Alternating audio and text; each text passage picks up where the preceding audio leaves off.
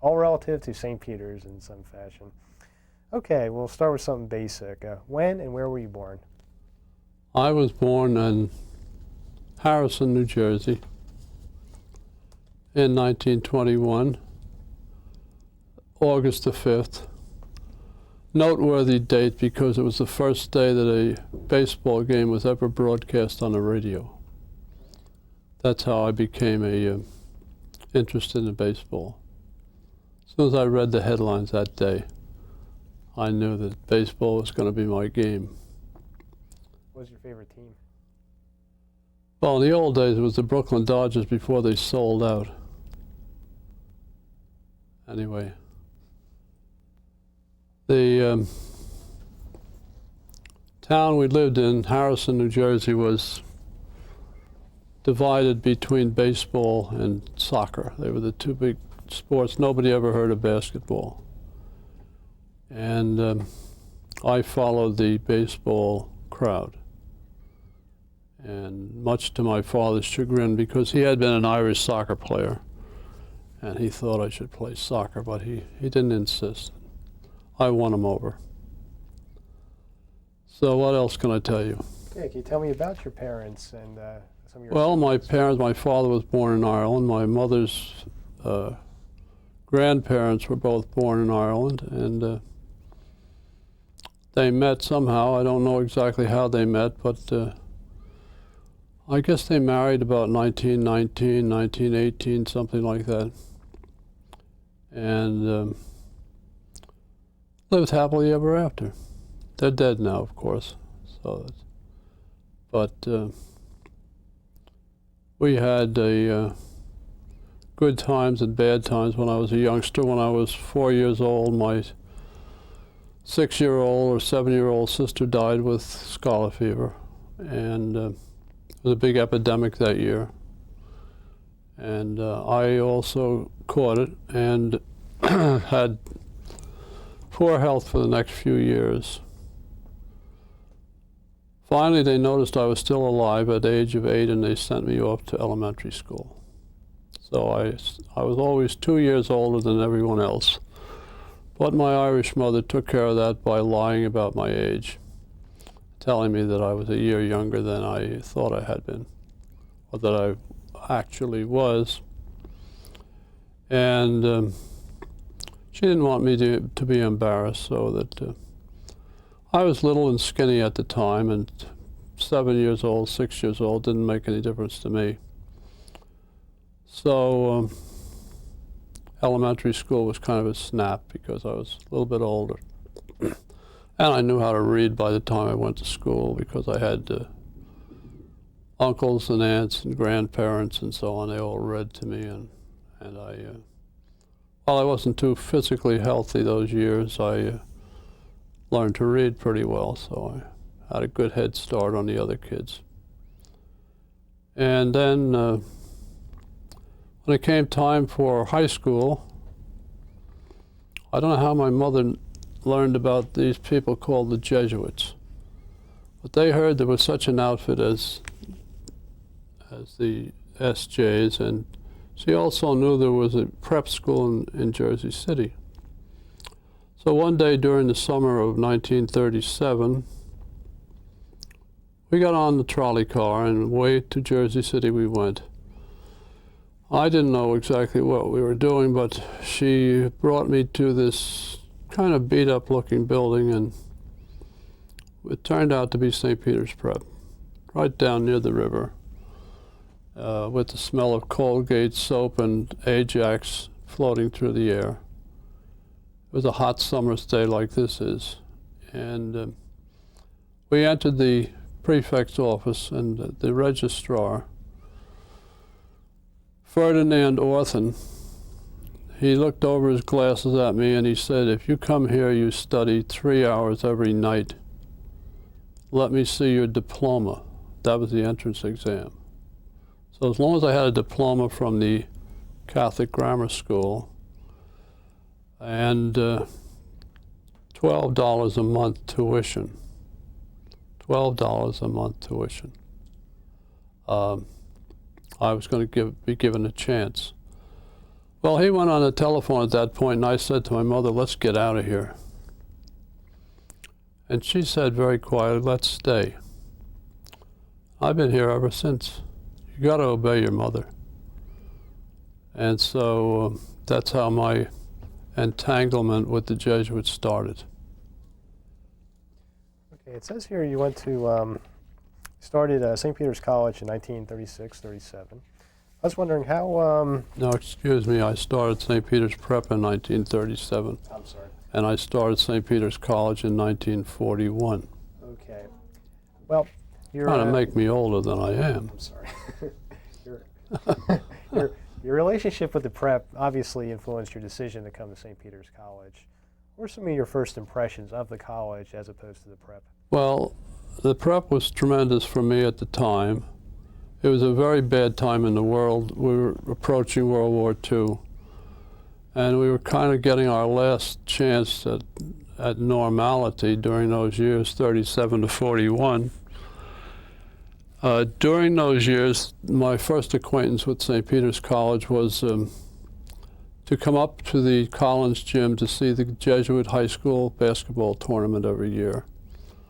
And then, of course, I got interested in coming to some of the college basketball games. So that was my first acquaintance with the college. And when I graduated from high school, it was, you know, everybody knew we were going to get into the war. We didn't know the Japanese were going to bomb Pearl Harbor, but in one way or another, it seemed inevitable that we were going to have to get into it. So, among other things, St. Peter's College was close by. I didn't know how long I'd be in the college before I'd go into service. And I figured I might as well stay close to home. There was a problem, though. Money was a problem. Tuition at the college was $220 a year. The Prep was $110. $220 was a lot of money in those days.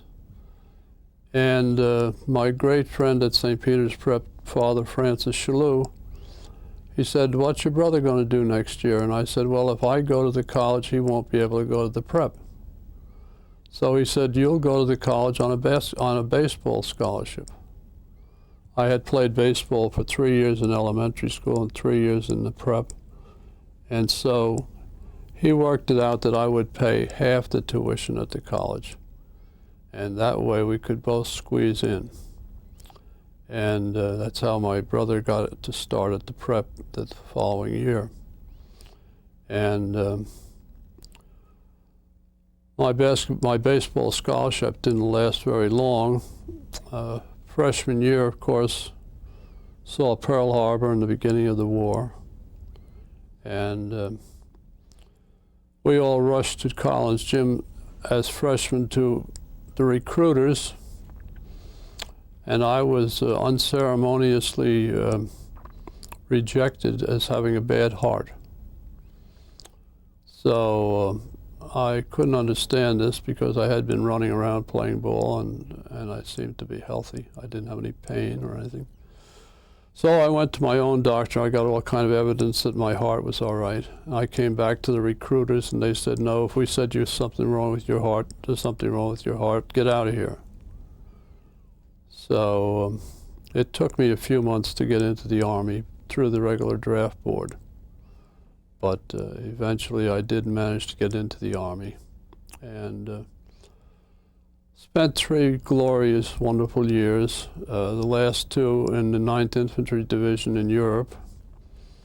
And after we had defeated Hitler, of course, I came right back to St. Peter's College. And my first returning moment, I was still in uniform, and Father Coffey, S.J., grabbed me by the shoulder and said, we have a semester, a trimester. They had these fast trimesters during the war. We have one starting next Monday. You better get into it. It'll save you another semester toward graduation.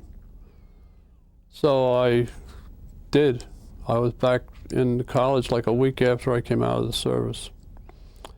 And finished up my junior year going day and night, and then my senior year was between 1946 and 47. And in 47, then I graduated. In that summer, I committed matrimony and made several mistakes. I moved in with a big house that my mother-in-law had, and that was not a good idea, but it worked out temporarily. We didn't stay there very long. I also made another mistake. I took 4 graduate courses the first semester that I was teaching. Oh yes, I got a job teaching at St. Peter's Prep. I was hired by Father Swick, who was then the principal, and he told me to get this algebra book out and to go through it and make sure I was prepared to teach the course. So I said fine. I went off to my summer job driving a double-deck bus down at the seashore, and with my algebra book along, studying it at the red lights. And lo and behold, the day after Labor Day, I returned to the prep all ready to teach my algebra, and they said, "You're going to teach Latin." That was kind of a shock. But they had confidence in me. They said, "Well, you had 6 years of Latin, and these kids haven't had any, so you got to jump on them." So that's how my teaching career started.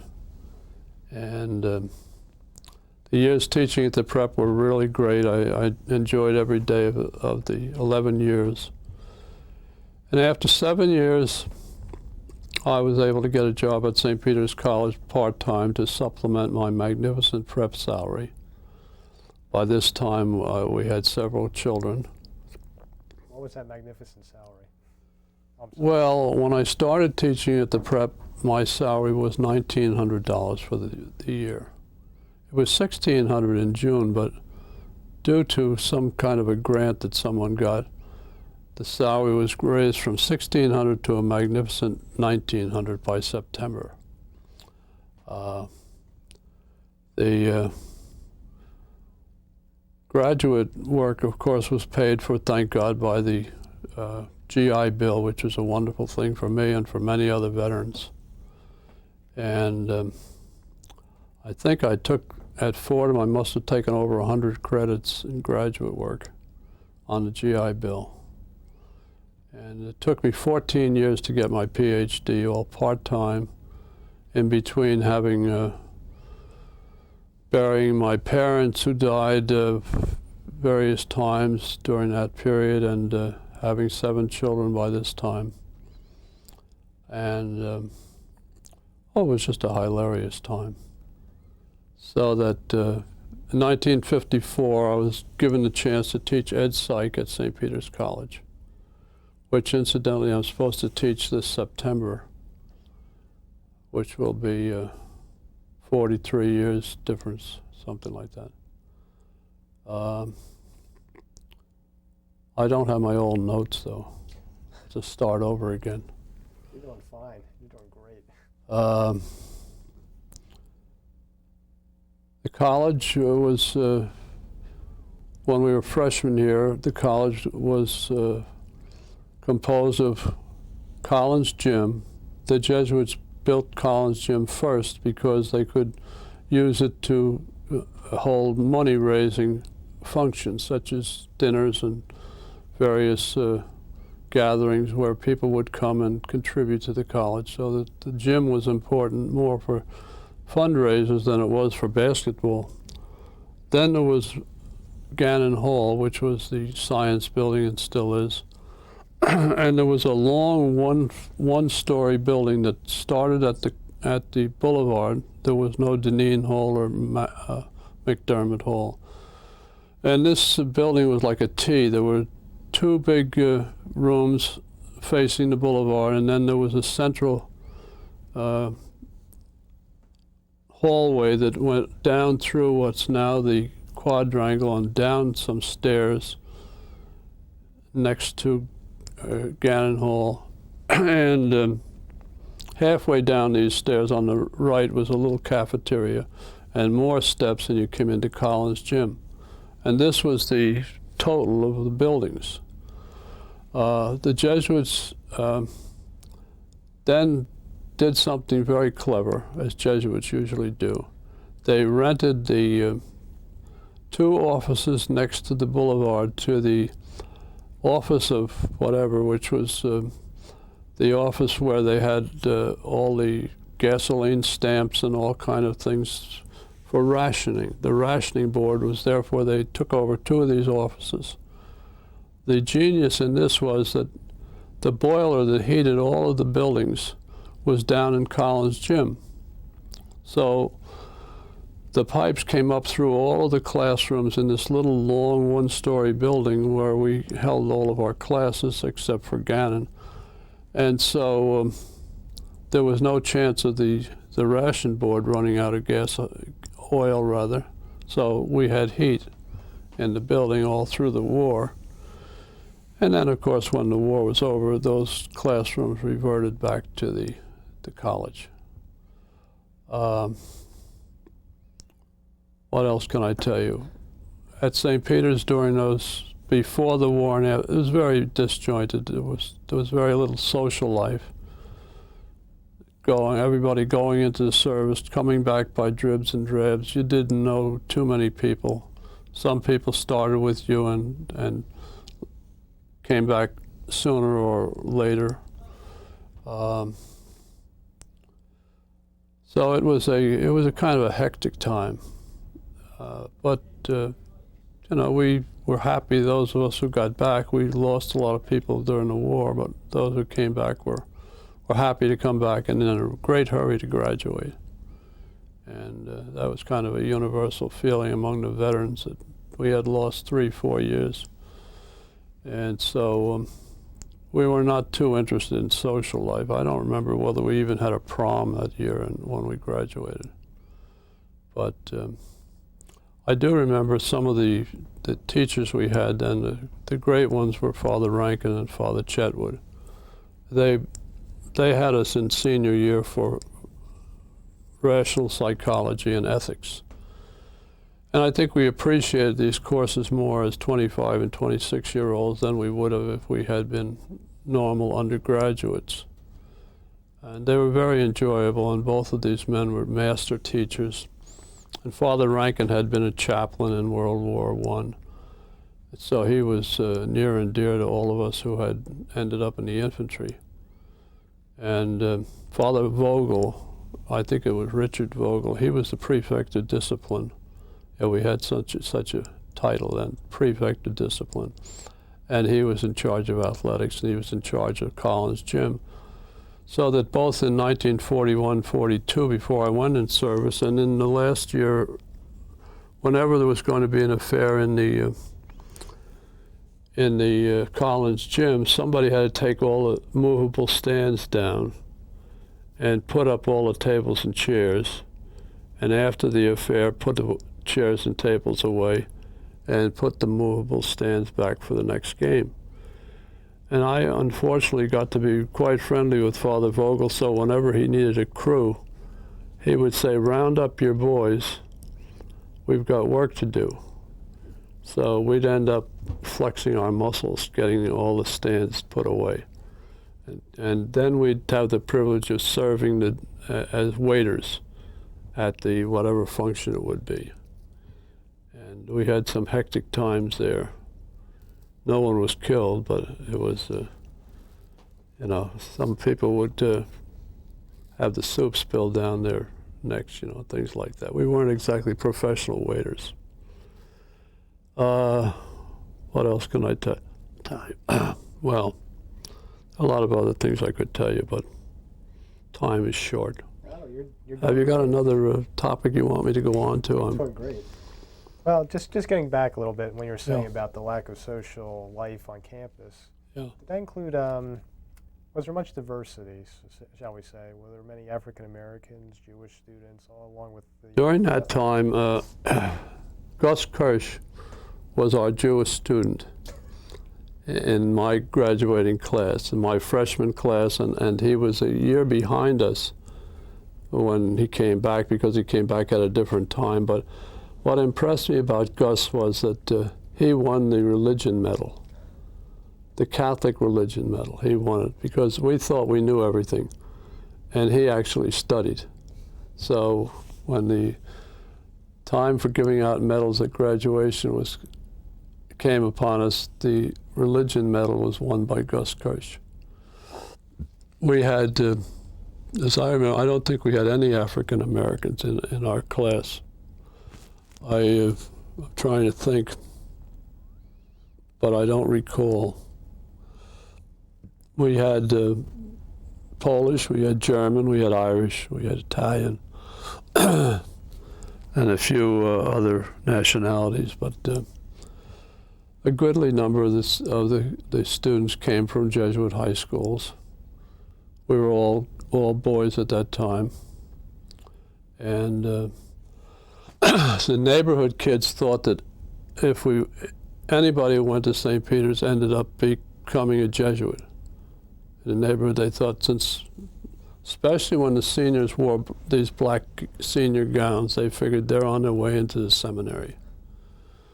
And so things have changed a bit. I would say there were some students who were not Catholic. No one ever questioned whether they were or they weren't. But I would say the majority of the students were Catholic, and all men, and Gus Kirsch and one or two other Jewish lads. So that was about the components. How about women on campus? Well, there were no women students during the day, but in the evening school there were some female students. Evening school was Hudson College, it was called, and it was a business college. And that was co-ed, but again, it was predominantly men. But then there weren't the big percentage of women working in offices that there are now. And we never heard of the glass ceiling at that time. So the evening school was kind of separate, and they had their own activities and their own clubs and their own meetings, and they even had a basketball team for a few years, separate from the day school. They would practice from 10 o'clock to midnight. This is midnight basketball now, which is popular with the people in Washington, D.C. It's a little different midnight basketball. These people worked all day, went to class for 4 hours, then went and practiced basketball. And they'd have their games usually on the weekends. So that was the beginning of few females coming to the college. And it must have been in somewhere in the 50s and the early 60s that you would find a few women in certain classes in the day school. For instance, when we got the teacher education program rolling, a number of young ladies wanted to go to the evening school and then become teachers, which was rather difficult because there were no liberal arts majors in the evening. So we worked on that for a few years, and during the late 50s, early 60s, the evening school expanded its offerings to include some liberal arts majors. And some of the pictures that I have of 1958, 59, 60, 61 in there, you'll see in some of the pictures that there might be one or two women. They would usually be young ladies who were probably registered in the evening, but they were taking some of the pedagogy courses and student teaching during the day. And that was the beginning until the revolution came. I guess it was 1966 that the first young ladies were admitted as a group. That was the coining of the phrase, the peahens. The peahens came in, and the most noble order of peacock suddenly became the most noble order of peahens. Because at the end of that first graduating class in 1970, the most noble order of peacock had 2 male peacocks and 8 female peacocks. So they had to be the peahens. The first class of girls that came in were just all outstanding students, and they just racked up unbelievable scores in college, and they made the guys really toe the mark to try to keep up, which they didn't keep up very well in the beginning. So what's next on my agenda here now? Do you want a glass of water to refill? Well, take your time. Don't be afraid of doing that. Yeah, you're great. You can take a break. The whole thing is meant so that we can edit it in. And like, all right, close that's fine. You're doing excellent, Dr. Caulfield. Wow. Yes. Let me I'm learning a lot. It's kind of boring. No, it's not. Well, you know, what's boring to you, to archivists, is good stuff because it lets them write books about how the college worked. That's right. Yeah. And what it done did. The Pat Caulfield story. Oh. In 5 volumes. What do you think, Bill? I think he's good. Bestseller. And he has such a gentlemanly manner about him. That's. Yes. I hate my voice. That's. You hate your voice, but Fine. don't listen to it. I try not to, but when my brother gets on the phone, I said, I sound just like that guy. Poor students. Jim from over in Union. Over in Union, yeah. Okay. So where are we here, Okay. prompter? So women got here. Yeah. Yeah. Yeah, we're doing good. Okay. Now he's got to tell us how he got into his education program and how he built it up. Well, we have to start Well, we have with. a few more student Oh. questions, Oh. and then we will. We just want to cover a few more intricate details, and then we'll get into Alright. the education. Okay. Back in the mid to late 40s, can you tell me what the typical day in the life of a St. Peter's College student was like? The typical day was get your classes as early as in the day as you can possibly get them, because you got to get to your job. And if you don't have your job, you don't have any tuition. And there was no financial aid office in those days. Tuition, of course, was much lower than it is now, but most of the guys did work, had part-time jobs. And they had the part-time jobs to pay their tuition and their expenses, not just to keep their car in shape as it is today. And it was kind of a known fact that, you know, this was not a rich person's school. It was the children of working people, and they were very often the first to try college in their families, so that they were kind of on trial to see if they could make good and see if they could stay in college, and they had to do what they could to help to support themselves.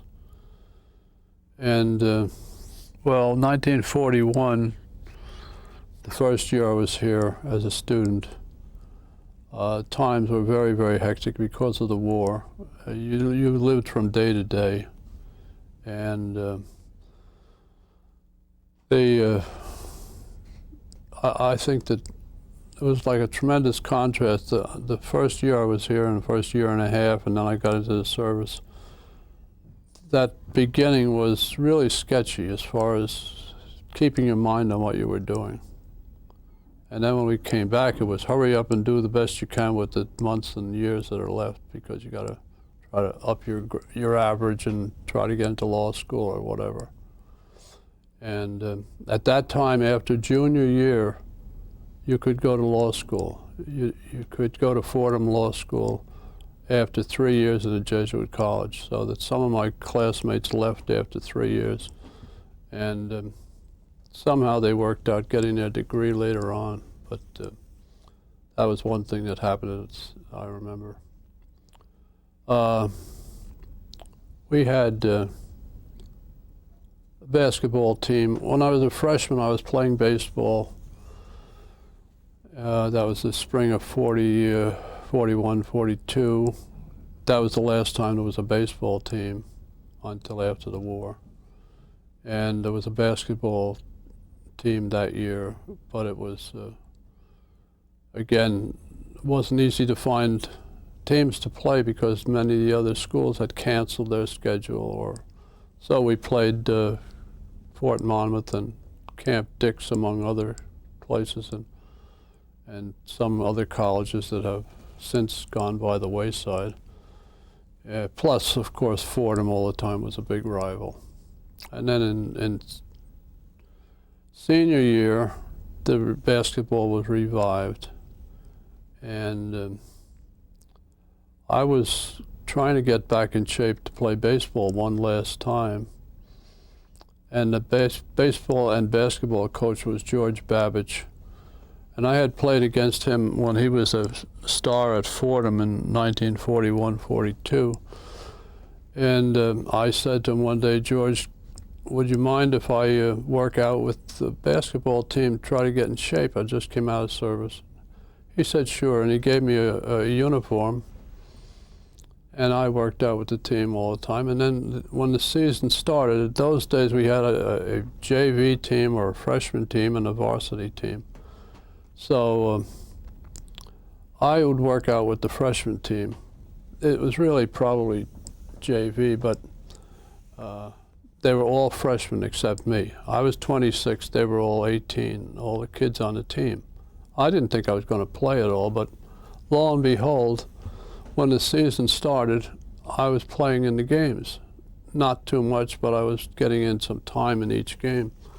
And that was kind of scary because I didn't think I was eligible because I was a senior. But the team had great luminaries such as Wally Scheel, whose reputation was made by the statement that he never would shoot the ball if he didn't have it. And so he took care of the scoring, and I had a lot of fun. That was after the war. Things were a little bit more relaxed. And then in that spring I played baseball, and George Babbage was the coach, so I enjoyed that. And I'll get a drink of water here. Looks like we're going to be here all night. Don't worry, we won't. So what else can I say? George Babbage. Coming back, we were very serious about our studies, and as I mentioned, Rankin and Chetwood were the cornerstones, and we appreciated our education and made the most of it. But it was it was work, more work than play, and very little social life. Any anecdotes about Rankin or about? What's that? Any anecdotes about? Well, I don't want to say anything to make fun of the saints. Fun, but just to. But Rankin, his favorite was the jewel thief. Who was the jewel thief? The great jewel thief, Willie Sutton. Willie Sutton was his aide-de-camp when he was a chaplain in World War I. And Willie Sutton was in Sing Sing when we had a father in class, and he would always tell us about Willie Sutton's. I think it was Willie Sutton. He was a great jewel thief anyway. There were 2 or 3 of them, but Willie Sutton was. He said he never stole anything from anyone who couldn't afford it. He never hurt anybody. He never shot anybody. Never carried a gun. And Father corresponded with him all the time. He was in prison. And he said that he learned about this man's abilities because during the war in France, anything that he ever mentioned that he needed, it would suddenly turn up. So he said that he would have to be careful of what he said because Willie Sutton would go out and steal whatever they needed.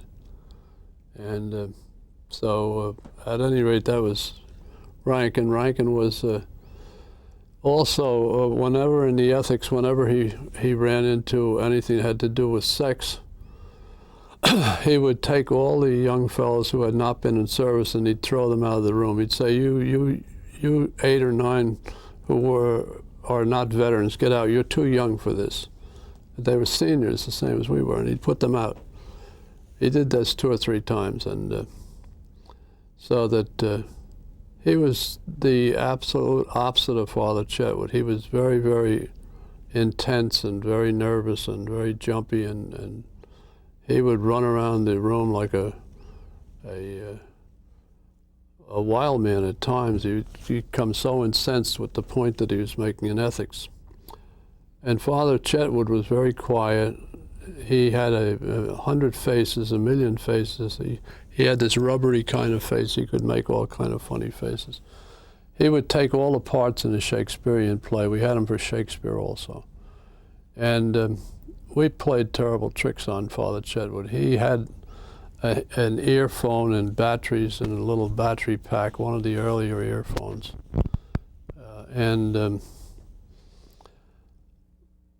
Whenever he felt the batteries were going down, he'd take them out and put them in the sun on the window. He said that'll make them charge up again.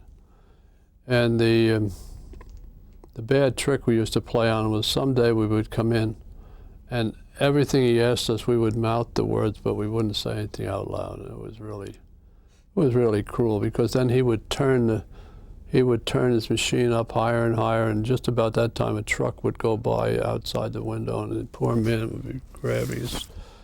So that was kind of cruelty, but he made a big joke of it. He had his great book of Good and Evil. There were 97 of us in the class, incidentally, in Chetwood and Rankin's. This was the senior class, the whole senior class, one section.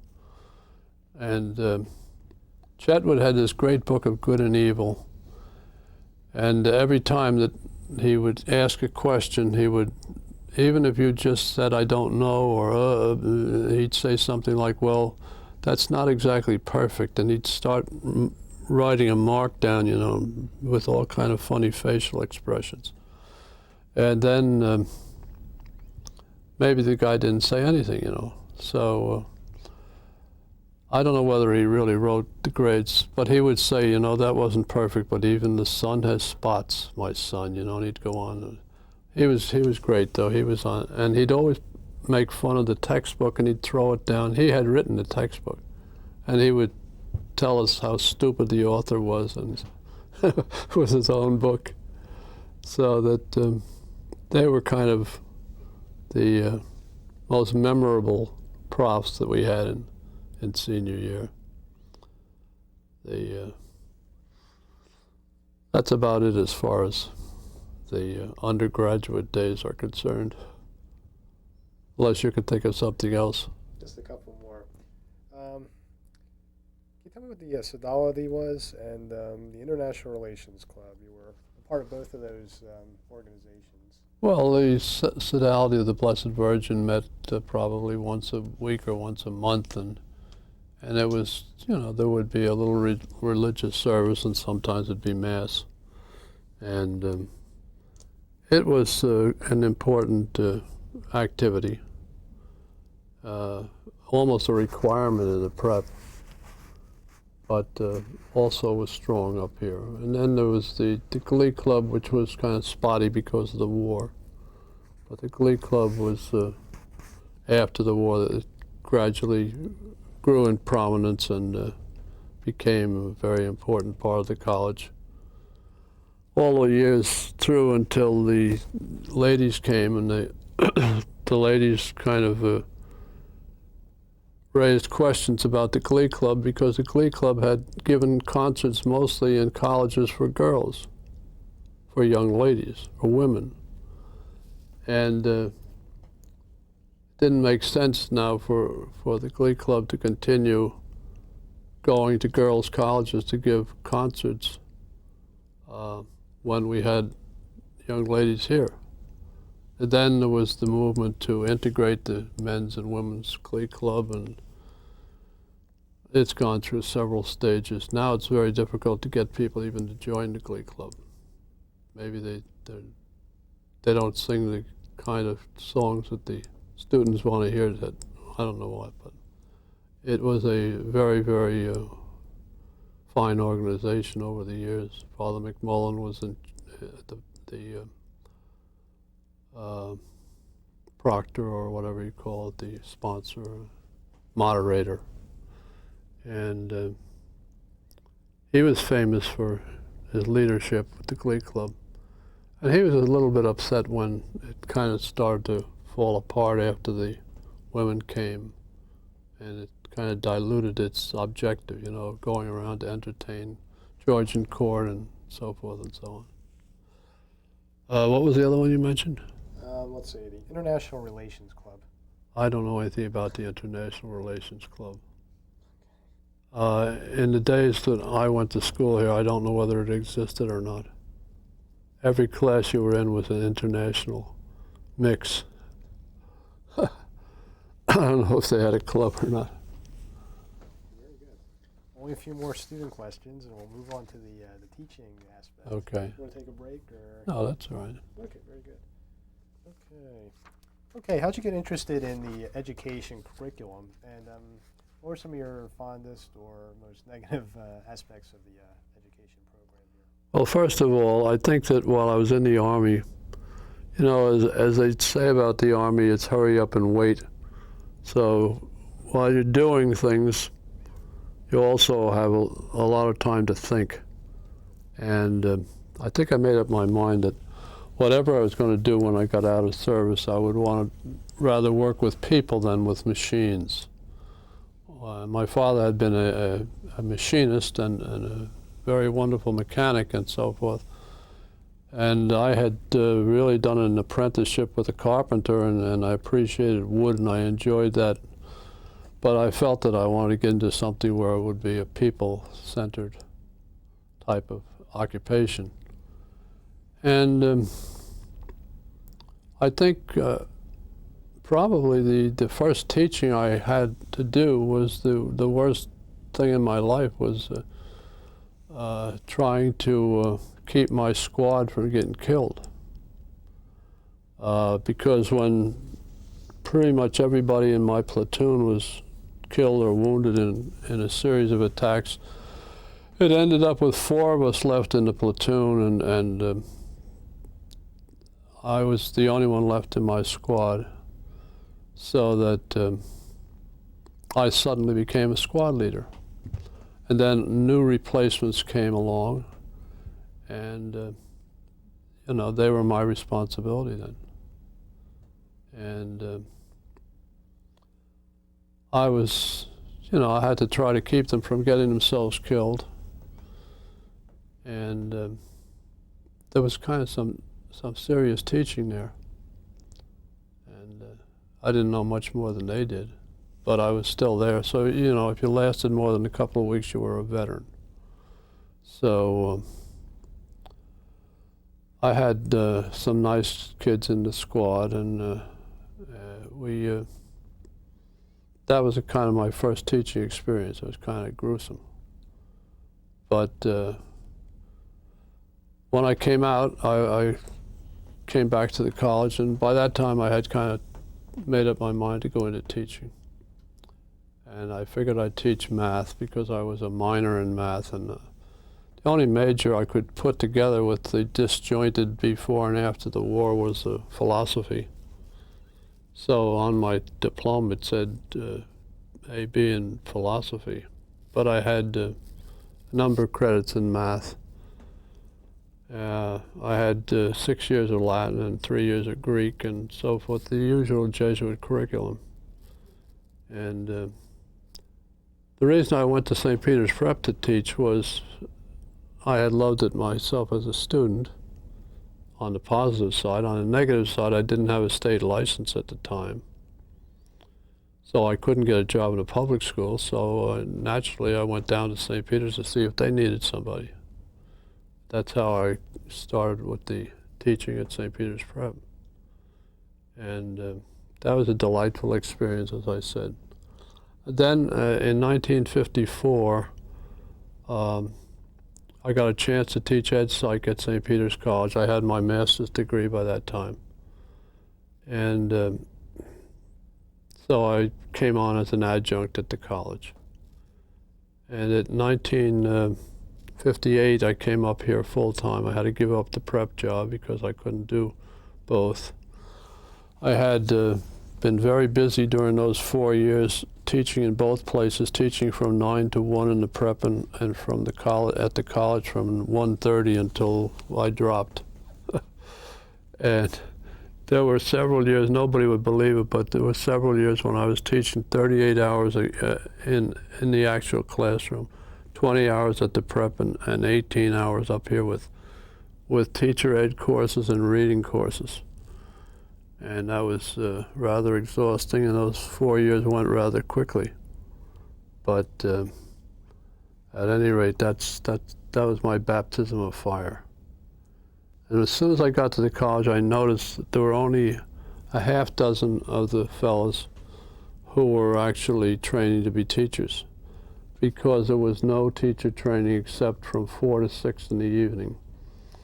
And it was very difficult to work in student teaching, because just about every major area had a required year-long course in senior year. So that I knew that it was going to be a struggle, but those first couple of years I was teaching in the afternoon, and the people who were in the class were in between their college courses and going to their jobs, and they were, you know, it was really a fatiguing situation for them. And then I guess it was just after 1958 that we had this momentous meeting at Fordham where Father Glosey was taking notes, and people from Lemoyne, Fordham, St. Peter's, and Canisius were there at the meeting, and it was all about teacher education. And that was the great meeting where after 4 hours nothing happened, and our agenda was to get something from the provincial in the way of a directive to the president of St. Peter's and Lemoyne to encourage them to allow a restructuring of the teacher training program to make it more accessible to the students. And we had all kind of arguments as to why we would serve the student body better, and many of the students couldn't get into the program at that time because of the hours that the courses were offered. So finally, Father Dates, who was there he was a member of he was the president of one of the seminaries at the time, Ralph Dates, and he finally became impatient with Father Glosey, who was the prefect of studies for the province. And he said, "Glose, take this pen and take this paper and write down what I tell you to write." So he got Glosey to write a memo to the provincial making the points that we had made in the meeting. And a week or two later, I was called in by Father Shanahan, who is a real saint. And he had this letter from the provincial, and that got us started. And next year we were able to work some of the ed courses into the regular routine, and within a couple of years we were up to 40 or 50 student teachers from 6 first year that I was here. And so that was the beginning. And the first person I was able to hire, I was a one-man department for a number of years, as many of the small departments were. And finally I got permission to hire somebody. And the person I hired was Harry Shields, who recently passed away. He had been one of my first student teachers and was teaching at Snyder High School, English. And he came into my office one day, and I said, you know, "How are you doing?" He said, "Well, I'm looking for a job." And he had just finished a master's degree in English. So I said, "Well, I don't know of any opening," feeling that he was looking for a job in English. And so he said, "Well, what do you think I should do?" And I said, "You should go over to Fordham. They have a nice placement office there, and they have all kind of information on job openings." So he went right over, and I don't know how he got to New York and back so soon. That was 302 Broadway, the old Fordham Law School.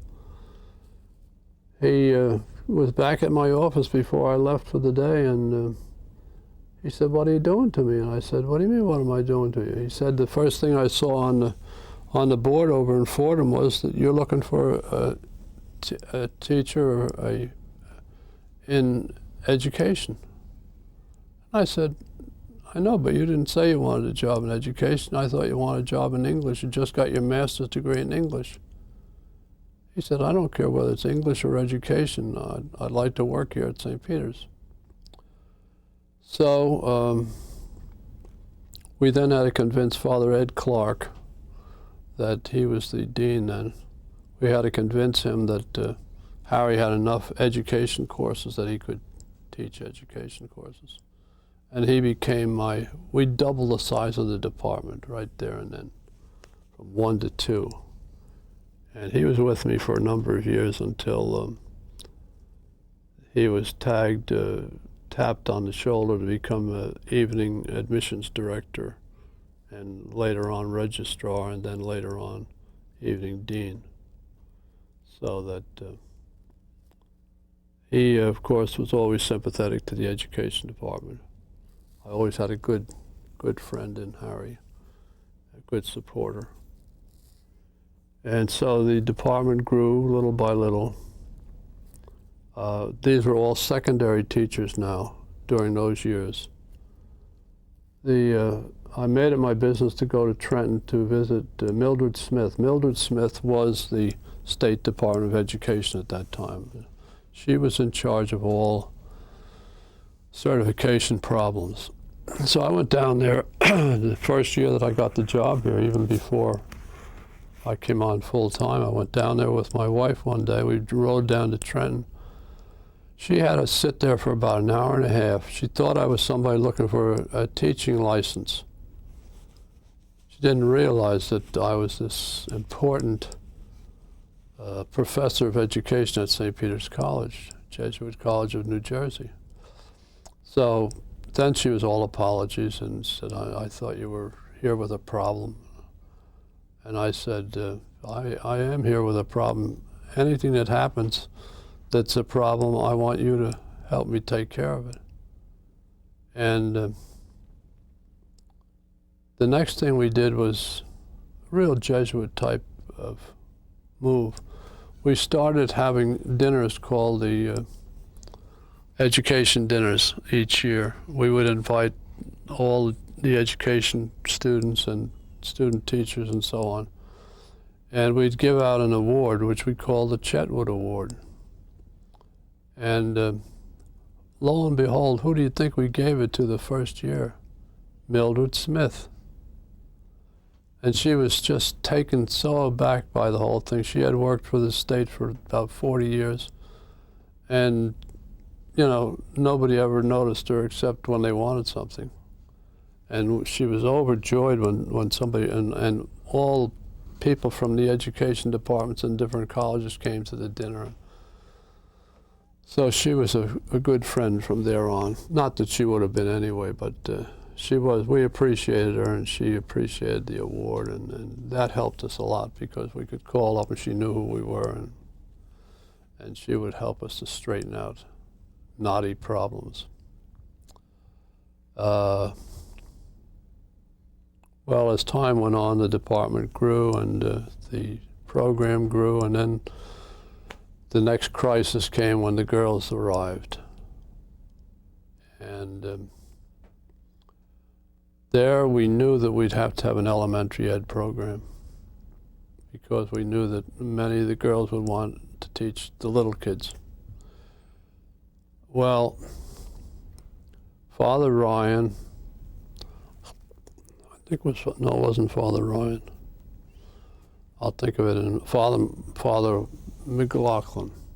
Father Mclaughlin, who was a real gung-ho, he brought the matter of going co-ed to the fore, and he brought in the program called Teach Prose, and he brought in trimesters in the daytime, which was a real bad mistake. It didn't last long. And he was a real innovator. But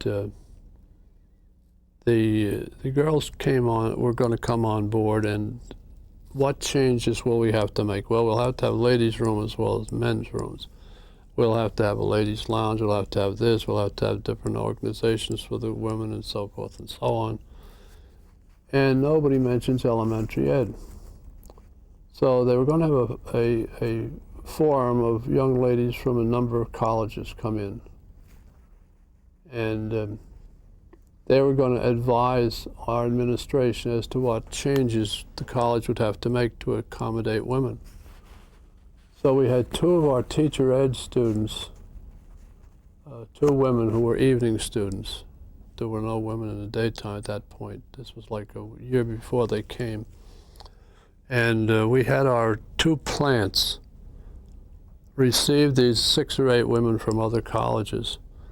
And they somehow got around to talking about elementary ed, so that when the dean and the president came in and were brainstorming with them, they all said, one thing you're definitely going to need is an elementary ed program. So that kind of shifted things around, and some of the girls who had applied to the college had actually been turned down because they wanted elementary ed, and whoever was answering their questions said, well, we don't have that. So I quick went and got the names of all the people who had applied, and those who had asked for elementary ed, I called them back and saved them from such terrible fates as Seton Hall and Fairleigh Dickinson. No, Fairleigh Dickinson probably wasn't even going then. But we eventually then got the elementary ed program, but then we needed some people who had taught elementary ed. And I was very fortunate. I was able to hire Vincent Flaherty. You don't know Vincent Flaherty? Tell me about Vincent. Well, Vincent Flaherty was a student here. He was one of a kind. He had been a Marine. He was married when he came to college here. He was an accounting major. And when he walked into my office just before he graduated, he said he wanted to be a teacher. I said, it's nice of you to come around now that you're graduating. You'll have to start teaching in a Catholic school. What was your major? He said, accounting. I said, well, what do you want to teach? He said, I want to teach science. So that was Vince right from the beginning. And so we sent them to Seton Hall, of all places, to take a major in biology. And we got him a job in one of the Catholic high schools in Elizabeth, teaching business subjects. And when the young ladies started coming to college, I had watched his progress. He had moved from the Catholic school to a Catholic prep school, oratory prep, where he taught science. Then he had moved to a public high school out in Madison, and he was in charge of some science courses and outdoor education man for the district, and he would take the kids on camping trips and so forth and so on. So one day I called him and I said, Vince, I need you over here to teach science and math to the elementary kids. And he came. He gave up a tremendous salary out there and came and took a big cut in pay. And so he was the beginning of our elementary ed group. And then a little later we hired Harry Hardy, who was with us yet. Vince just retired. And Harry was teaching in a Catholic elementary school. He was teaching different grades, 4th, 5th, 6th, driving the school bus, sweeping the floors, and a few other jobs. And I called him up and I said, do you have your master's degree yet? And he said, no, but I'm going to start. I said, well, you better start right away. I didn't tell him why or anything, but I had pictured in my mind the kind of people I wanted for the program. And there weren't that many of the guys who were teaching in elementary school who I, would have wanted to come on board. So every year I would call him and I'd say, have you got your master's degree yet?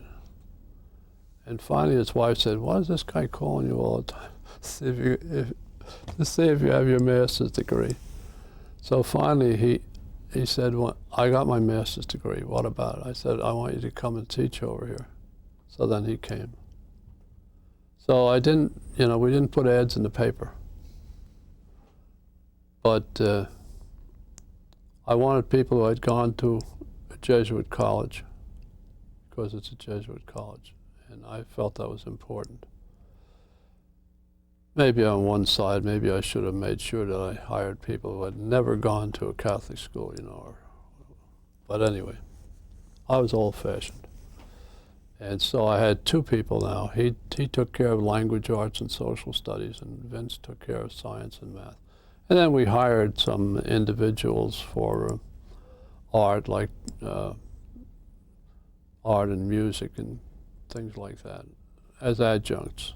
But at least by this time then we had 4 people or 5 people in the department, and by 1975 with the young ladies here, we hit our highest level of student body in education. We had 150 student teachers in 1975.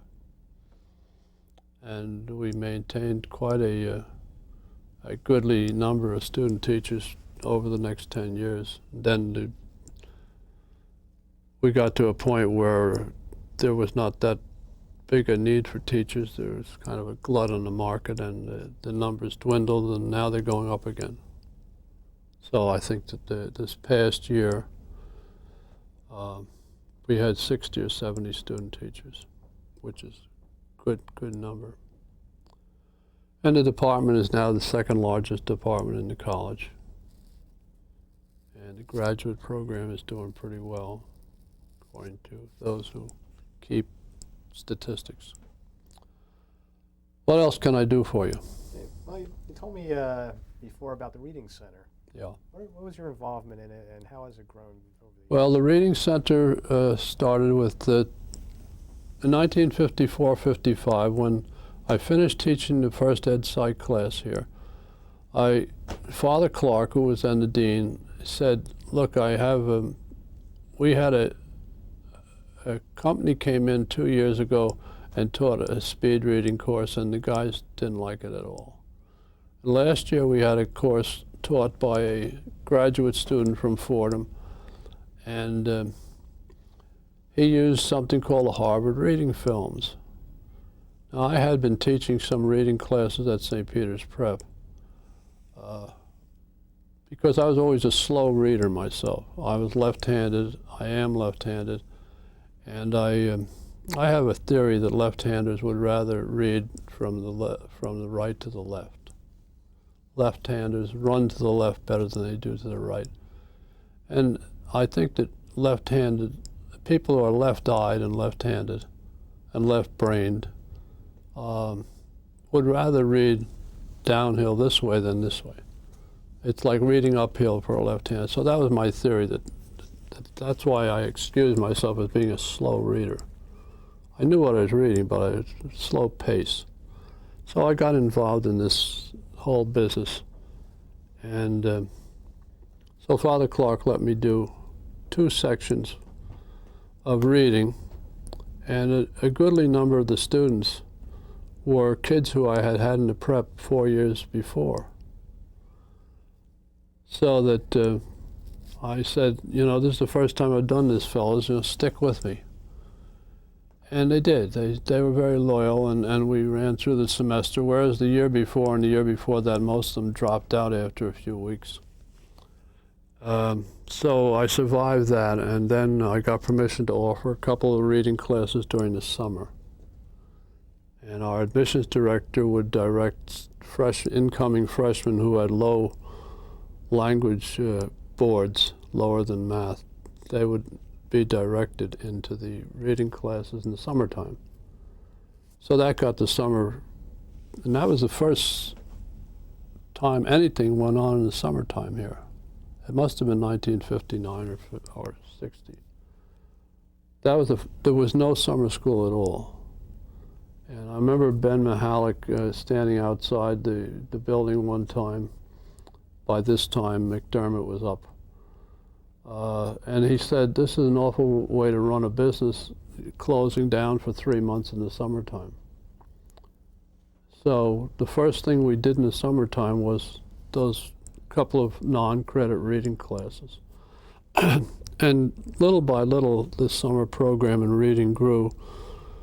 First, just for incoming college freshmen, and then we started offering some classes for high school freshmen and sophomores, and then we started offering the classes for elementary level kids and second, third grade on up, kids who have reading problems.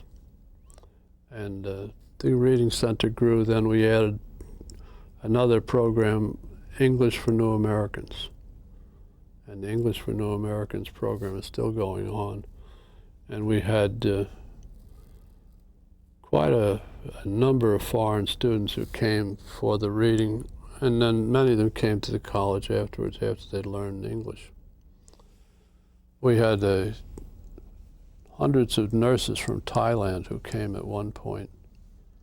And in fact, 50 of them were living in, I don't know how many apartments on Glenwood Avenue there off the boulevard. And they all worked, they were all nurses, and they were all on some kind of a fellowship over to the medical center. And they all came to St. Peter's College looking for me because somebody in Thailand who I knew had directed them to our reading center to learn English. And this was very nice. They were really nice little, tiny little, dainty ladies, all nice little nurses, and they were very sincere. But I then began to get into trouble with the ambassador in Bangkok because people from immigration came to the office one day and they said, what's going on here? You have all these people from Thailand coming, and they all are coming to St. Peter's. They're all taking this reading course. And I'm filling out all these I-20 forms for them. The student visa, they had to get student visas. So what brought the immigration people on me was that two of the students that we wrote I-20 forms for had not graduated from high school. So I said to the Bangkok people, well, you know, I said, I didn't know that these two fellows, these were young men, I didn't know that they had not graduated from high school. But after all, you're 12,000 miles closer to them than I was, and you let them out of, you let them out of Thailand and sent them over here. And so I think it's your fault rather than ours. And so we weren't taken off to prison. And things went on, and we added other courses. We had typing courses and shorthand courses, non-credit. And Father Henneberry, who was my great silent partner for many, many years here at the college, he was the treasurer.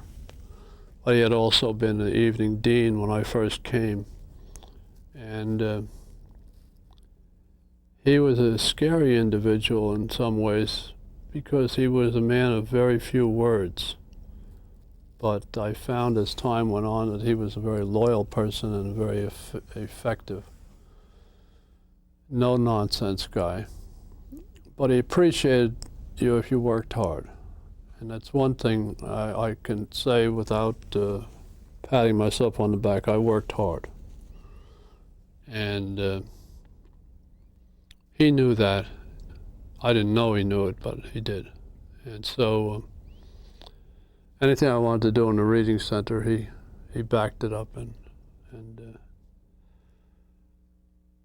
we've had, thousands and thousands of kids. I think we're over 60,000 kids and adults who have gone through something in a reading center since the late 1950s. And it's very hard to meet anybody around Hudson County who somebody in the family has taken something at the reading center. So it's still going. We started a little summer program for the children that would include recreation. We had no gym. And so we would take them down to Lincoln Park. they'd walk all the way down and walk all the way back, and the morning they'd have their academics, and then they'd have some lunch, and then they'd go down. And the program started with just 12 kids. And in fact, the mother of one of our students who's over there now was one of the 12 kids in that program. She identified herself to Jake the other day. And it turned out she was in that original group, was called the 3+ program. Now it's the 4R program. And the other thing we did then was Clifford Dahl. He became the one who took care of the afternoon recreation program. And it was important that we hired him for that because his mother and father had the ice cream stand in Westside Park. So that if they were good, they would stop by. They'd all get free ice cream on the way back. And Clifford is now the assistant superintendent in Bayonne, and big man with computers. So that's the story of the Reading Center. We'd put our little ads in the paper, and we'd get our little bulletins out, and we'd go around to all the grammar schools and leave the bulletins there. And mostly it was word of mouth, so which is the best advertising. So what else can I tell you? Very good. Would you like a break? Well, we can take a little crack. We don't have to have a real break. Some refill there? You're doing great, Dr. Caulfield, because you're answering most of my questions. Well, I don't know whether it's worthwhile or not. But What do you think, Bill? I think you know the answer. Always worthwhile. Well, I hope we're not tiring you too much. yeah, I mean. no, I feel better now than when I started. Are you too cold? I mean, No. You're all right? No. Okay. A Fine. question Bill might be interested in about the television program or the visual arts. Give us about your input on your input and your involvement in that facet of the college. Well, the Pope Hall was about to be built, and what year was Pope Hall built? 61. 70 was when it was finished. I think 67, 68. 67, 68, okay. Three of us were put on a committee to represent the faculty and to give the architects some input. And we were a little bit, we were just, novices as far as all this equipment is concerned, but we knew that we wanted to have some kind of a television component in the new building. And we knew also that the electricians and the electrical engineers they had hired were good at putting in plugs and lights and so on, but they had no idea about television or whatever. And just accidentally one evening, I was in the office and Elsie Beale and the all-knowing telephone operator got this phone call from this Richard Martin. And Richard Martin was looking for somebody to talk to. He had just graduated from, he had just finished a stint in the Army, and he had graduated with a master's degree in business from John Carroll College, and now he was in New York working with the Columbia Broadcasting Company. He had gotten some experience with television teaching while he was in the service. And prior to that, he had worked on the Sunrise Classroom in Chicago when he was in high school. And he had kind of learned on the job a little bit about television. Now he's working with CBS, and he called up that evening. And I was stupid enough to be around. It must have been about 7 o'clock, and Elsie knew that I was in the office. So she put the phone call through, and we got talking, and I said, I don't know anything about getting a job teaching business, but we certainly need some advisement about what the components to put into this new building. So Dick, in his usual fashion, said, well, why don't you come over and we'll have lunch and I'll show you around. So I went over to the CBS building, I don't forget where it is, 57th Street or someplace. And we made the grand tour, and we saw some of the programs being shot, and we went down into the workshops where they were doing all the mechanical things and putting the projectors together and taking them apart and so on, and getting the lights ready. And he seemed to have a wide range of not only interests but knowledge as far as the whole communications area was concerned. So I said, Dick, I have nothing to do with hiring anybody, but I'll tell Father Ryan, I guess it was, Edmund Ryan. He was in charge of putting the building up. And I said, I'll tell him about you and see if he'll talk to you. So he did, and Dick gave him the grand tour, and he convinced him that he could be helpful, and they took him on as a consultant. And then I don't know what happened after that as far as the progression of how he went from part-time to full-time to, instead of being full-time at Columbia Broadcasting, he was part-time over there and full-time here for a while. But at any rate, he started doing all kinds of things sort of without too much in the way of direct permission. I mean, people in the library would wonder what this guy with the drill was doing, putting a hole in the side of the library, and things like that. But he was putting cables all over the college so that he could have a radio station or a TV station, and he could pump the programs and the news and so forth into the classrooms and into the cafeteria. And I don't know why he wanted them to go into the library, but at any rate, then he started getting gifts of cameras and all kind of projectors and all kind of equipment from Columbia. And he explained that they had, they were innovating every year, and new things came out, and the old things would be shoved into this warehouse. And so he got permission to take some of the cameras that had been slightly used, but they'd been updated and so forth, and the newer ones. So he'd get some of the older ones for us, which were great because we didn't have anything. And he had all kind of ideas, and Father Ryan let him implement quite a few of the ideas for this building. And then he developed a core of students. There was one fellow named Bill Knapp, and he became kind of Dick Martin's right-hand man and undercover worker. And together they put together radio station and television stations down in Rankin Hall, and they did all of this wiring, and they put monitors in all the classrooms. They did a great many things on their own, and there was nobody else around that we knew of who would have been able to be versatile enough to do this and audacious enough to steal all this equipment. To borrow all this equipment from Columbia Broadcasting.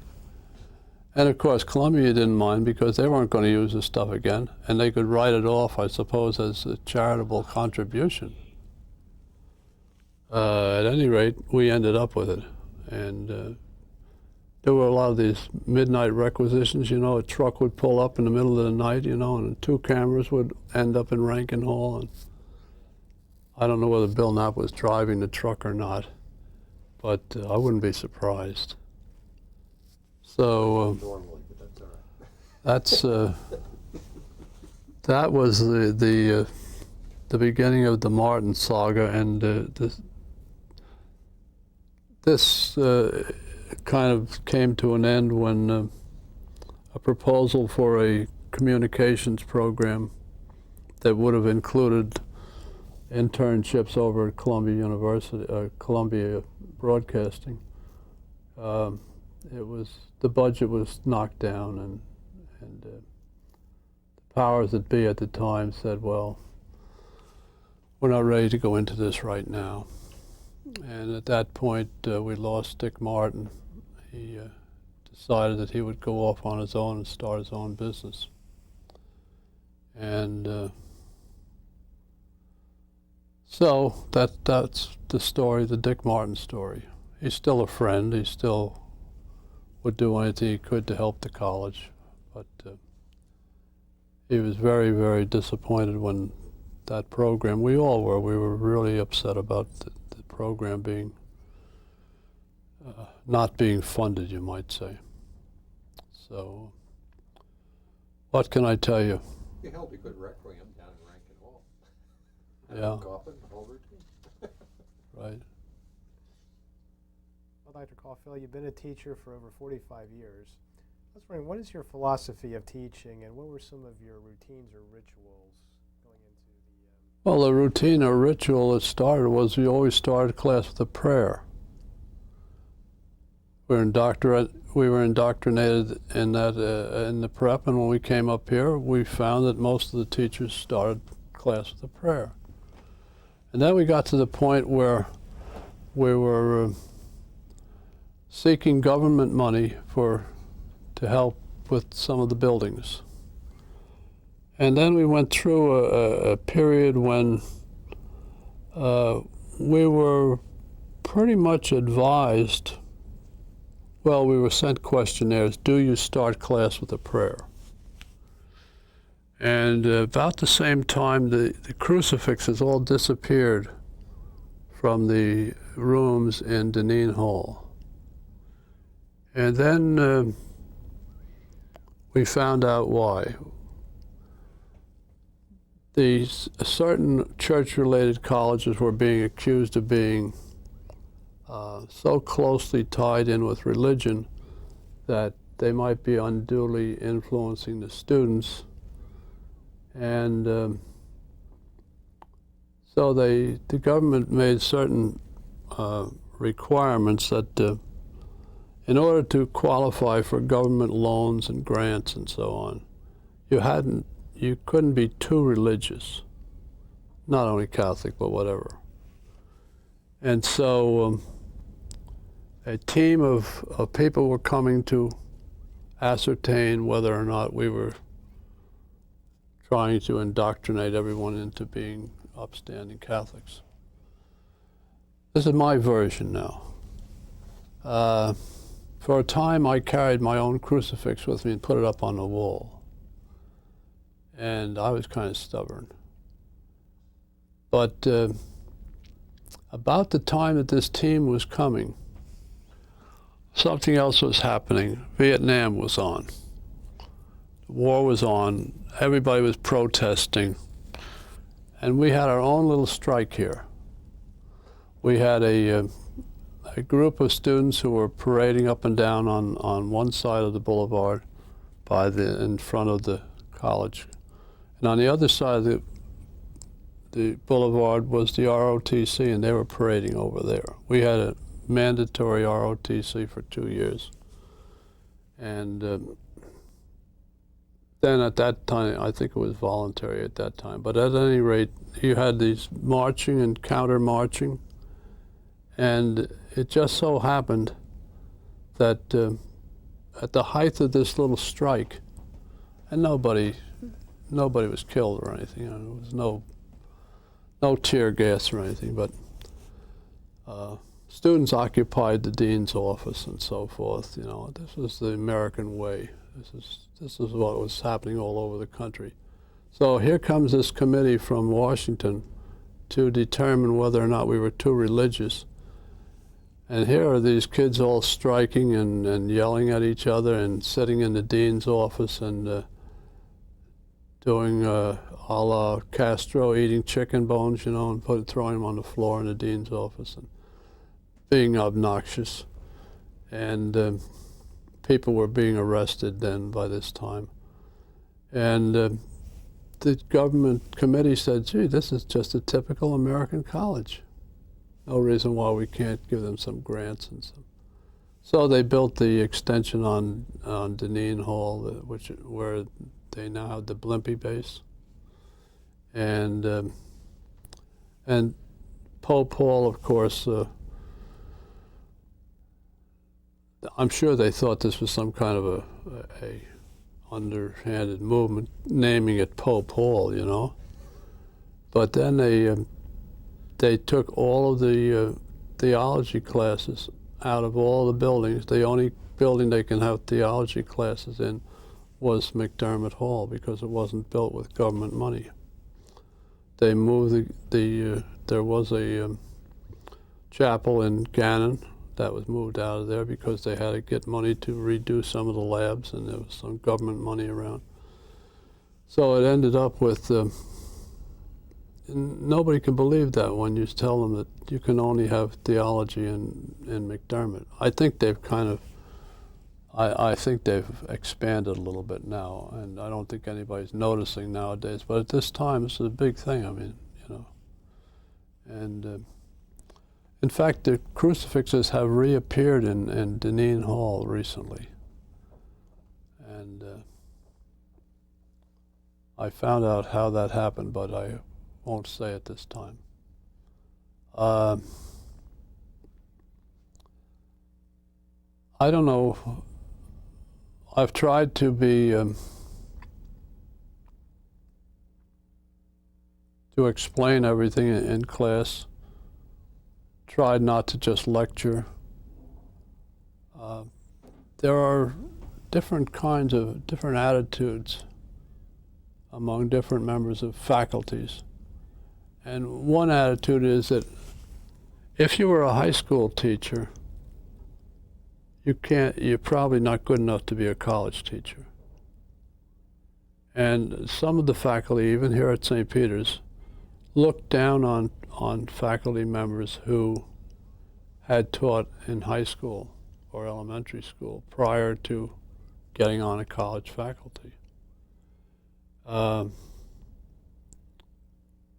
It's my opinion that nobody works harder than a high school teacher with the numbers of students and all the pressures. And you have to work at it. You can't just sit down and pontificate. And several of the best teachers that we had at the college, real teachers, were people who had started out teaching in high school. In fact, all the Jesuits put in 3 years of teaching in high schools as part of their training. But I don't know. What I would always say to the students is you start out with 100, and anything you do, if you keep that 100, you get a 4.0. Anything you do to lose part of that shiny 100, is, you know, it's up to yourselves. So you don't start at 0, and you start at the top, and if you don't do what you're supposed to do, then you drop down. Cover the material. Don't give any surprise tests. Be understanding and listen to excuses, even if you don't believe them. You've heard all the excuses in high school. You know how many grandparents usually a person has. So how many grandparents can die during a year. And try to keep your subject matter up to date. And I don't know what else I could say.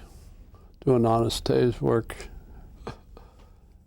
and work hard, and by example. My wife used to always say, "How come you only get sick on weekends?"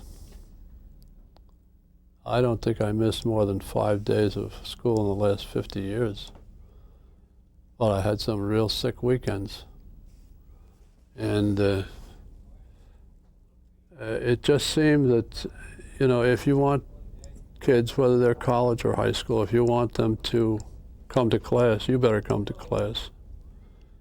And so that's been one little practical part of my philosophy, I guess. You do as I say, not as I do. Who said that? Kids do as you do. They don't do as you say. And no matter how young or old they are, they can see through a faker. A group of students, whether they're third grade, second grade, or fourth year of college, they can spot somebody who's sincere and somebody who's not. So I think you got to be a good example to them as far as responsibility is concerned. If you expect them to be responsible, you got to be responsible. I don't know what else I can say, except that time goes by too fast. 1947, 1998, that's like 51 years, going on 52, not counting the Army experience. I don't know where the time has gone. It's gone. Time flies when you're having fun. Every day has been fun. I've never awakened in the morning that I wasn't enthusiastic about going to school. My kids would often ask, "When are you ever going to graduate?" I never graduated. So, what can I tell you? Anything else you have there? Yeah, a few more. You're doing great so far. Ooh, excuse me, I'm a little stiff. Speaking of time, I want to give you the name of a St. Peter's College president, and I just want you to give me some of your reflections or some. Oh, this is going. He's getting out. Bill's leaving. Bill, right ahead and keep talking. Okay. Thanks, Bill. Okay, we'll start with 1941. I guess that would be Father Comey. Father Comey, I think, was present both here and at the prep. He taught me to throw a baseball behind my back and over my shoulder. That was his one trick that he used to communicate with the baseball team. He was a very, very quiet and very serious, but he had a good sense of humor. However, at the time that I was in contact with him, I was in high school and maybe starting college here, and we didn't see that much of him, really. You know, I mean, he was there. He was trying to do both prep and college, and he was the president of the whole works. So, but that's all I can tell you about him. What about Father Deneen? Did you know Father Deneen at all? Who? Father Deneen. No, I didn't know Father Deneen. He was a little bit before my time. Okay, how about Father Hart, Vincent Hart? Art. Well, he was a good communicator, and I guess he was a pretty good fundraiser and kind of a outgoing personality.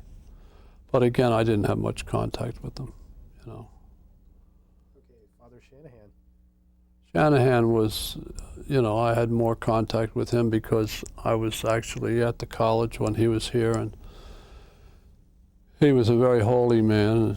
I'm not sure if he's still alive. He was, until very recently. He lived a long life. I think he was up in Buffalo the last few years. No, he was very good, and he was out around, and he was talking to the students, and very easy to talk to, and you know, a very good example to everybody. But there again, I accept that I'd have to try to get things done, and sometimes he was kind of set on keeping things the way they were, as so many people are, you know. No matter who you talk to, if you want to change anything, they say, we didn't do it that way before. Why do we have to do it, you know?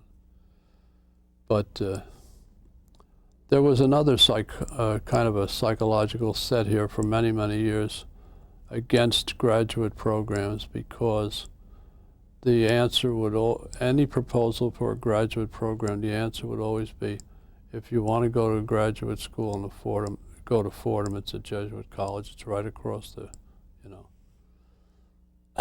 but it was, becoming farther and farther away as the years went on. It moved from downtown New York up to Lincoln Center, and things were not quite as safe in New York as they were earlier, and it was more difficult to get to Fordham, and so that there was a lot of frustration here for a number of years because of proposals for graduate programs which were turned down for various reasons, some of which I could understand, some I probably didn't understand. But we were proposing the master's degree for 20 years before it was finally passed. And there were certain members of the administration who opposed any graduate program because they felt that it would weaken the four-year liberal arts college, that some of the funds and some of the resources would be drawn away to support the graduate program, and that would hurt the undergraduate program. And some people sincerely felt that way, Our arguments, of course, were that if we had a graduate program, the classes would be for teachers. They wouldn't be here during the day, so there'd be no conflict in rooms. There'd be plenty of empty rooms.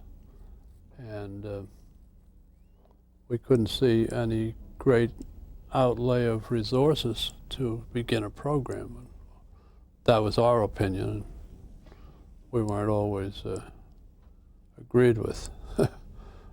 We would be yes to death, but then the Board of Trustees would never get around to approving the program. And maybe the authorities were right. Maybe we were just seeing it from our standpoint. But we felt that we were wasting a lot of time. That we could have attracted many, many more students if we had started before. But anyway. So who else you got there besides Father Hart? Okay, Father Edward Clark. How we doing, Bill?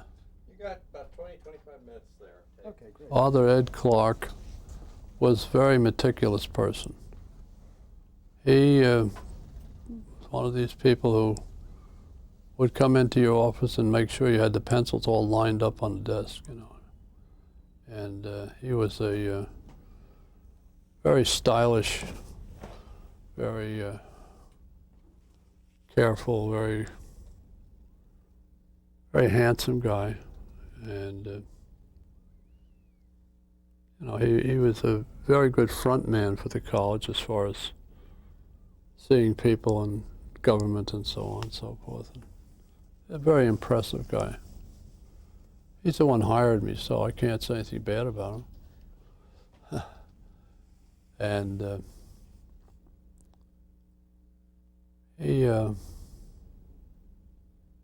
well, that's about it. He was a workaholic also, and he ran himself into the ground and got sick a couple of times.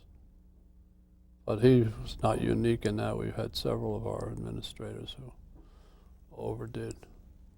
Who else do you have there? Okay, how about Leo Mclaughlin? Leo Mclaughlin was really, he and I had something in common. We both had suffered dizzy spells. I was having dizzy spells because I was working on my doctoral dissertation and I was under a lot of pressure and I had a lot of teaching to do and so forth. And I started getting dizzy spells.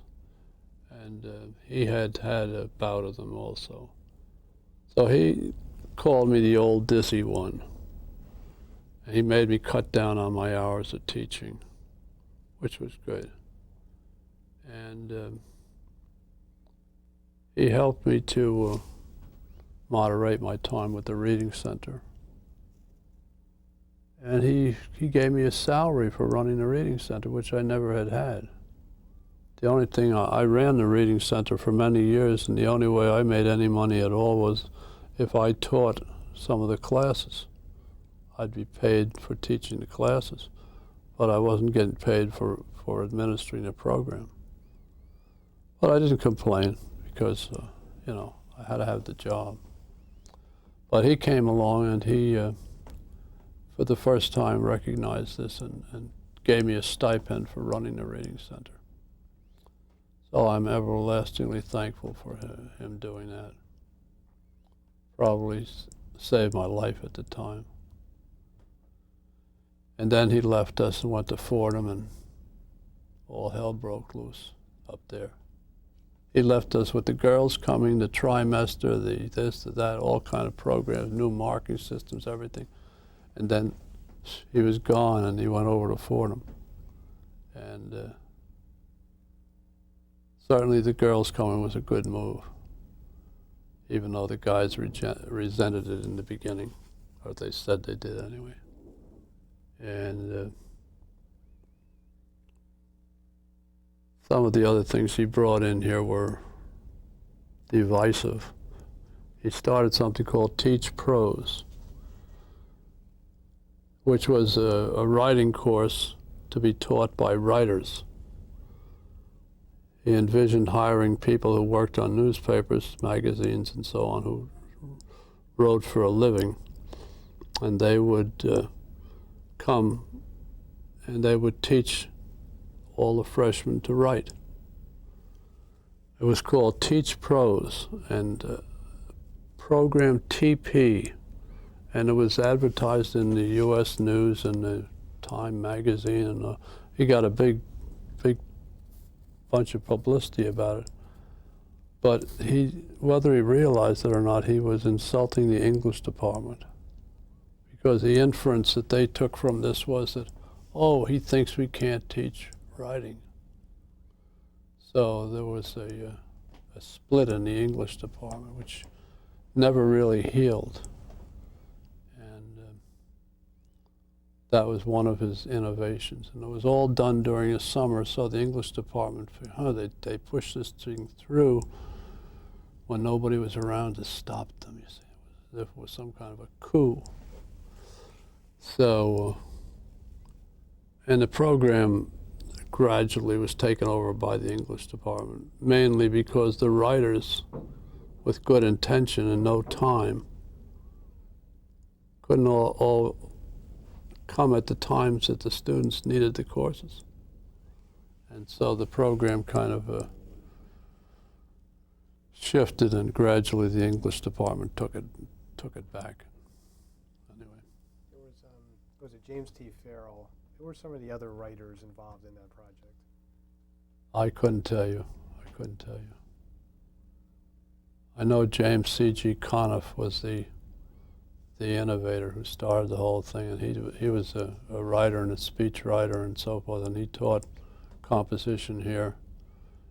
Very feisty character, and he was to bring in these writers who he knew through his connections with the print media. And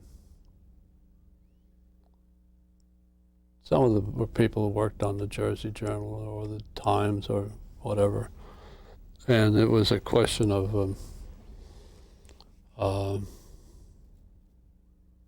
them, maybe they had the expertise, but they didn't have the time. A lot of their classes were in the evening, and that didn't go over with day students. So that was the end of that. So Father Mclaughlin did many things, and certainly was an innovator, but that was one that didn't really have a long-term benefit. Okay, how about the legendary Vic Anatelli? Vic Anatelli was a wonderful guy who couldn't say no to anybody, and was always smiling and blessing everybody, and he was really a sincere guy. But he was such a nice guy that I don't know whether he was very good at raising money, because I don't think he liked to ask anybody for money. And unfortunately, presidents of colleges have to raise funds. I remember one winter, he had this great Christmas party, and I don't know, it was like everybody can come. So everybody came, and people brought their relatives, It was so many people they could hardly stand up in the place, you know. And I don't know how much it cost, but it was well, the invitees were not too clearly defined, and a lot of people took advantage of it. And as far as he was concerned with the strike, he was here during the strike, and the strikers who were in the dean's office wouldn't move. So they were warned and warned and warned, and finally around midnight, a whole phalanx of police came up and led them all down to the 7th Precinct station, including several Jesuits and several lay faculty. And who went out and got them all out? You know, Father Vic went down and got them all out of jail. So, so it was like there's this great show of force, you know, and they were all marched down to the 7th Precinct, and a few minutes later, Vic goes down and gets them all out. Anyway, there have been good times and bad times. So that was Victor. About Father Glenn. Father Glenn. Well, Father Glenn was kind of a happy-go-lucky type, and I got along well with him. I enjoyed him. He seemed to do a good job while he was here. And he was very supportive of the graduate program. When he first came, he said, I know you were trying to get this graduate program started. And he said, I can't really push it, but I won't do anything to hold it back. So I said, that's all I can ask. And so he let the proposal go to the Board of Trustees. They approved it. And all the departments approved it. And then, of course, once we got ours started, then the MBA was started, and counting now, and a couple of others are going. And but we had to break the ground. It was, you know, it was a long battle, but it was worth it. You know. Anybody else? Okay, we got two more. Father Degnan. Well, Father Degnan, you know, he's, in retrospect, he wasn't so bad. At times, he was abrupt, and at times he lost his temper. But he never stayed angry. Unfortunately, some people's feelings were hurt when he would scold them or scream at them or whatever. But he did have this volatile temper, but I think he really loved St. Peter's. And so that's about it as far as Father Degnan. I didn't have that much to do with him, really. Okay, Remember, I officially retired in 1987. So Father Degnan came after that. well, since you're officially retired, I guess you can say something about Father Loughran, who's in office now. Father Loughran? I have no problem with Father Loughran. He's a pretty good tennis player, I understand. Plays tennis with Jim Jacobson every week. And I get along well with him. Of course, I'm retired also, so that I have no conflict with anybody over programs or anything like that. I make sure I don't look over the shoulder of Jim Jacobson or Joe Mclaughlin, the graduate director. I just go about my class, if I have a class, or I go visit my student teachers, and thank God I can still walk. Not as well as I used to, but and still enjoying every day. All right. That it? Just a few more. Speaking At the of 3:0 mark? Yeah. Well, you gotta We'll get cut him to 10 minutes, Matt. Yeah. What's that? Yeah, That's right. when tape runs Yeah, out. yeah, we're wrapping it up. Thank you for your time. Yeah, I mean, you've been great. Well, I don't feel like I covered everything, but Well, if you want You to know- come back and you know, say it's- something you forgot, you You can do that always too. come back. Okay. Oh, we'll leave time at the end of the tape. Okay, just well, a few more. when you get this all edited and done and so forth, can I have a copy or more? Yes, indeed. You can I know have a my- rough cut so you know what you said. That's right. Hmm? You can even have a rough edition. Yeah, well, we're going to give you a copy of it. Oh. Okay, well, the Caulfield Education Center. How was the? That's a great honor. And how did you receive the news? And what do you think of that recognition? Well, I think it was really nice. It's kind of a fast company to be in with Father Henneberry and Father Hillsdorf. And it's a nice idea. I'm sure the guys in my department pushed it. I didn't know anything about it till after it happened. We had offices in 51 Glenwood for a long time. And we got out of there when the admissions office was moved in there. But I still have my mark on 51 Glenwood also. The 51 that's over the door, I went to the hardware store and bought that 5 and that 1, and I got a stepladder and I put that on there so that my mark is still on 51. 47, that's our center. The building is just a little bit larger than the sign, and it leaks like mad. When we moved in there, they told us they were going to do all kind of wonderful renovations. But I don't know what agenda that's on. It hasn't happened yet. And we had a flood in there last year. Vincent Flaherty's ceiling came down on his desk, and Mrs. Ward got all wet down on the first floor. But it was a nice honor.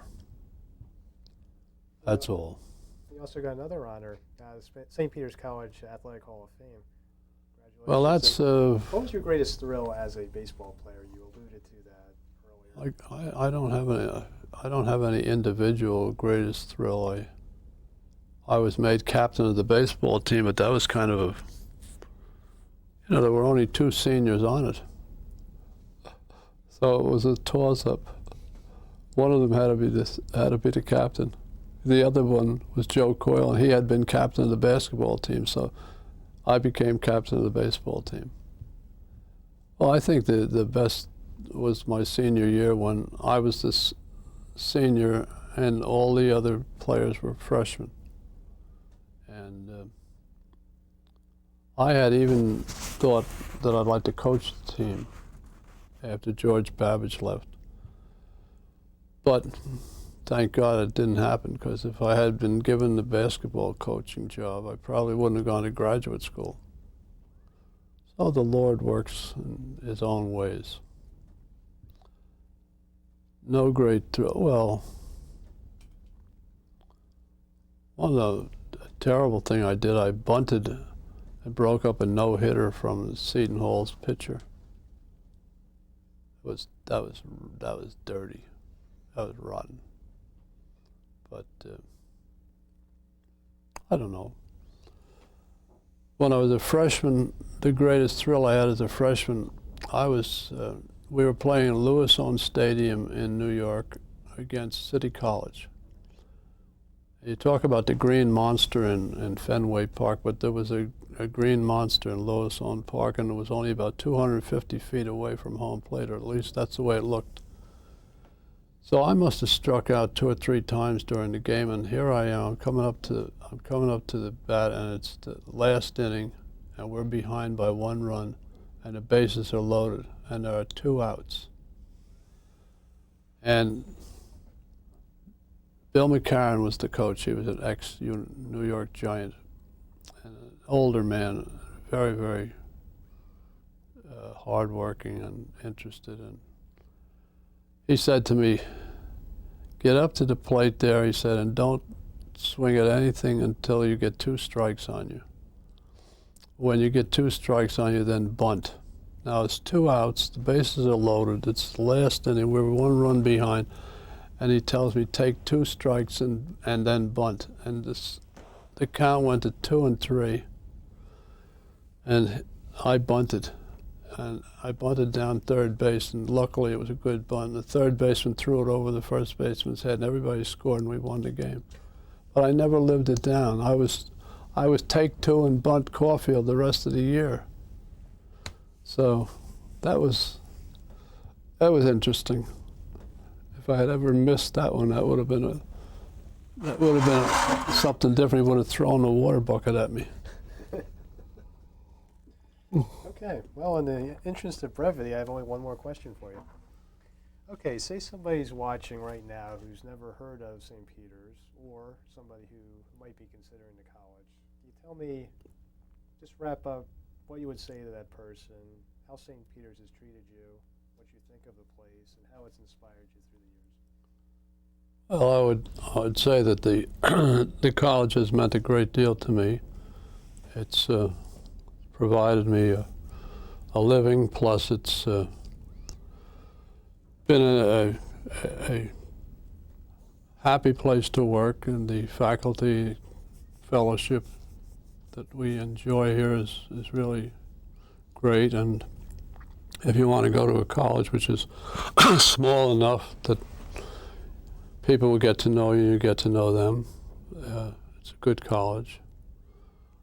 You can be anything you want at St. Peter's. You can be a top student, or you can be just passing, or you can fail out, or whatever. But the opportunities are here. You don't have the big campus. You don't have the long lines of trees to walk through. But for what it is and where it is, it's